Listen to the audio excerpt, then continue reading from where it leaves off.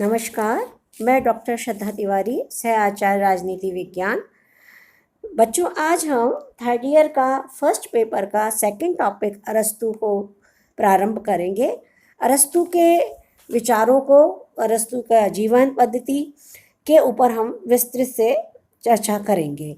अरस्तु के गुरु प्लेटो के विचारों के साथ व्यवस्थित राजनीतिक चिंतन की शुरुआत होती है। The Republic, the Statesman, the Law एक क्रमबद्ध व सुनिश्चित तर्क प्रणाली पर आधारित रचनाएं हैं जो आज भी राजनीतिक वैज्ञानिकों का ध्यान अपनी तरफ आकर्षित करती हैं। फिर भी आने वाले समय में प्लेटो के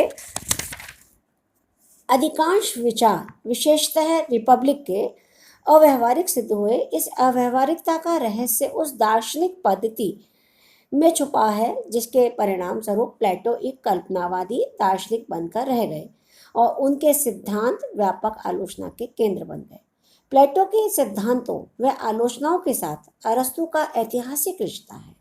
इसके उस दर्शन की वैचारिक आधारशिला प्लेटो की अकादमी में ही निर्मित हुई, जहाँ पर उन्होंने अपने जीवन के स्वर्णिम 20 वर्ष व्यतीत किए, जिसका प्रत्यक्ष प्रभाव अरस्तु के दर्शन पर परिलक्षित होता है। जिस प्रकार प्लेटो का राजनैतिक चिंतन सुकरात की मूलभूत बौद्धिक अवधारणा पर आधारित है, उसी प्रकार प्लेटो की मान्यताएं अरस्तु के जीवन को आधार प्रदान करती हैं। फॉस्टर ने भी इसी प्रभाव को दृष्टि में रखते हुए अरस्तु को सबसे बड़ा प्लेटोवादी कहा है। उनके शब्दों में प्लेटो का चिंतन उस पर इतना छाया हुआ है कि उसके अलावा शायद ही कोई ऐसा महान दार्शनिक हुआ हो जिस पर किसी दूसरे विचारक का चिंतन इस हद तक हावी हो। फॉस्टर के इस कथन से यह संकेत मिलता है कि अरस्तु अपने गुरु के विचारों को ही आगे बढ़ा रहे हैं। एक सीमा तक यह बात सत्य भी है, किंतु उसका तात्पर्य यह नहीं है कि पॉलिटिक्स को द रिपब्लिक की छाया प्रति मान लिया जाए। पॉलिटिक्स अरस्तु की महान कृति है और रिपब्लिक प्लेटो की। वस्तुस्थिति यह है कि वह प्लेटो की अनेक मूलभूत मान्यताओं का खंडन करते हैं, जैसे दार्शनिक शासक का सिद्धांत व संपत्ति तथा परिवार के साम्यवाद की आलोचना भी वह प्लेटो के जीवन काल में ही करते थे। ये अलग बात है कि प्लेटो का अपने शिष्य के प्रति अत्यधिक स्नेह था, वो कभी कम नहीं हुआ। यूनानी समाज, विशेषकर एथेंस के बुद्धिजीवी वर्ग में अरस्तु प्लेटो के समान ही सम्मान के प्रतीक हैं, किंतु स्वयं अरस्तु एथेंस का मूल निवासी नहीं थे। उनका जन्म 384 बिफोर क्राइस्ट में मैसिडोन प्रांत के स्तागिरा नामक स्थान पर हुआ था। अरस्तु के पिता निकोमाकस मेडिसोन के शासक, अमिनतास के चिकित्सक थे। कालांतर में यह सत्ता फिलिप ने हस्तगत कर ली थी और अपना पूरा जीवन मैसिडोन की शक्ति व क्षेत्र को विस्तृत करने में लगा दिया था। कैरोनिया युद्ध बिफोर क्राइस्ट के उपरांत फिलिप ने अधिकांश यूनानी नगर राज्यों को अपने साम्राज्य के अधीन कर लिया और इस प्रकार स्वतंत्र और आत्मनिर्भर नगर राज्य की यूनानी परिकल्पना व्यवहारिक स्तर पर ध्वस्त हो गई। जहाँ तक अरस्तु का प्रश्न है, अरस्तु ने दृढ़तापूर्वक उस नगर राज्य के विचारों को जोड़ा जिसकी कल्पना प्लेटो ने की थी। अरस्तु की आयु जब 17 वर्ष की थी तब उसने प्लेटो की अकादमी में प्रवेश किया।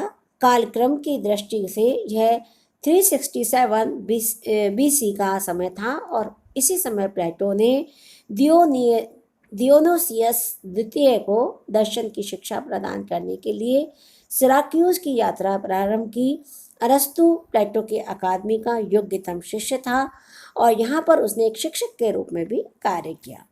अरस्तु लगभग 10 वर्षों के अंतराल के बाद जब दोबारा एथेंस आए, तब अनेक राजनीतिक परिवर्तन हो चुके थे और सबसे बड़ा परिवर्तन तो यही था कि एथेंस सहित अनेक यूनानी नगर राज्य मैसिडोन साम्राज्य के अंग बन चुके थे। अरस्तु को इस परिवर्तन का लाभ और हानि दोनों को ही उठाना पड़ा। लाभ यह कि अलेक्जेंडर का अध्यापक होने के कारण एथेंस का शासक वर्ग अरस्तु के साथ था, और इस संबंध के कारण ही अरस्तु ने न केवल अपना विद्यालय, जिसका नाम लाइसियम, खोलने की अनुमति प्राप्त की, बल्कि उसके लिए आवश्यक जमीन का भी प्रबंध हो गया। अन्यथा एथेंस में किसी गैर नगर राज्य के नागरिक को भू संपत्ति खरीदने का अधिकार नहीं था।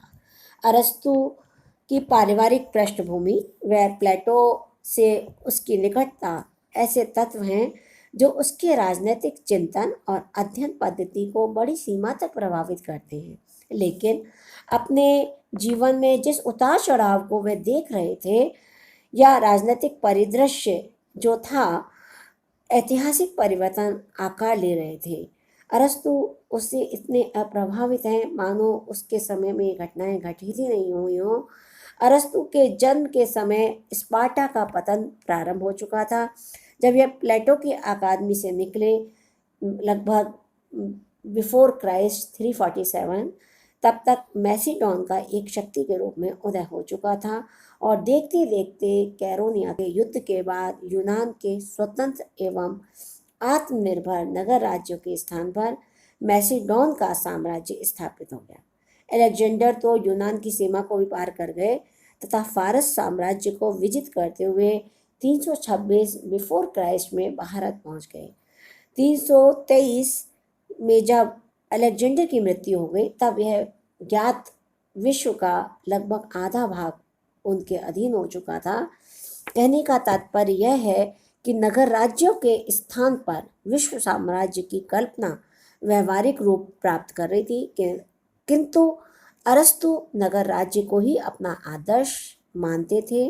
फॉस्टर के शब्दों में उसने जिस चेतना को अभिव्यक्ति प्रदान की है, वह यूनान के क्लासिकी युग की चेतना है, और यह युग उसके जन्म से पहले ही बीत चुका था। अपने समय के आंदोलनों का उस पर कोई प्रभाव नहीं पड़ा, और तत्कालीन घटनाक्रम से भी वह अछूते रहे। वह उस दौर से में जिए जब यूनानी नगर राज्य अपनी स्वतंत्रता खो चुके थे। राज्य, शासन और राजनीति पर उनके विचारों को जानने का सर्वोत्तम सूत्र उनकी महान कृति द पॉलिटिक्स है। इसके अलावा उन्होंने विभिन्न विषयों पर लगभग 400 पुस्तकों की रचना की। उसमें से कुछ पुस्तकें हैं जिन्हें समय समय पर मैं आपके साथ में डिस्कस करती रहूँगी। वास्तव में अरस्तु बहुआयामी व्यक्तित्व के स्वामी थे।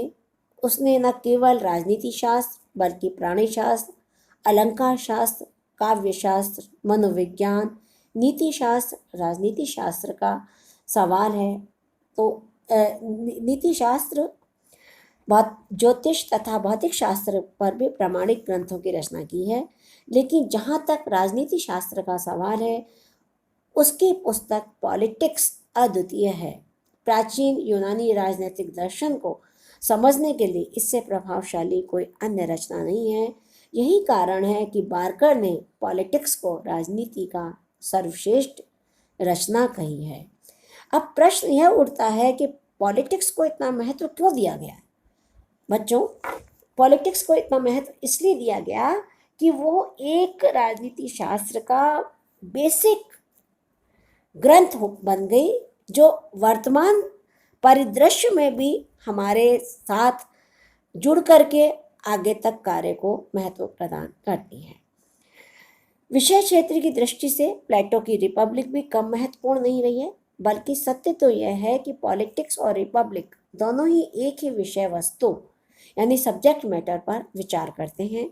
फिर दोनों में अंतर कहाँ आता है, इसी प्रश्न के उत्तर में यह रहस्य छुपा हुआ है, क्योंकि प्लेटो को राजनीति शास्त्र का पिता नहीं कहा गया, फादर ऑफ पॉलिटिक्स नहीं कहा गया है, जबकि वह अरस्तु के गुरु हैं। परंतु राजनीति विज्ञान का जनक होने का श्रेय अरस्तु को मिला। और यह कौन सा पक्ष है जो अरस्तु को प्लेटो से अलग करता है? तो बच्चों, इसका जवाब है कि अध्ययन की पद्धति, मेथड ऑफ स्टडी, अरस्तु की बिल्कुल डिफरेंट थी, इसलिए उनके ग्रंथ को भी सर्वश्रेष्ठ ग्रंथ माना गया और उन्हें राजनीति विज्ञान का जनक बताया गया, माना गया, जो वर्तमान संदर्भों में बहुत अधिक प्रासंगिक है। तो आज बच्चों, हमने अरस्तु का पूरे जीवन पद्धति, उनकी पुस्तकें और विशेषकर उनकी विशेष पुस्तक पॉलिटिक्स पर गहन अध्ययन किया। आज के इस व्याख्यान में मैं आपके साथ इतना ही शेयर करूंगी। अगला हम इसके बाद करेंगे।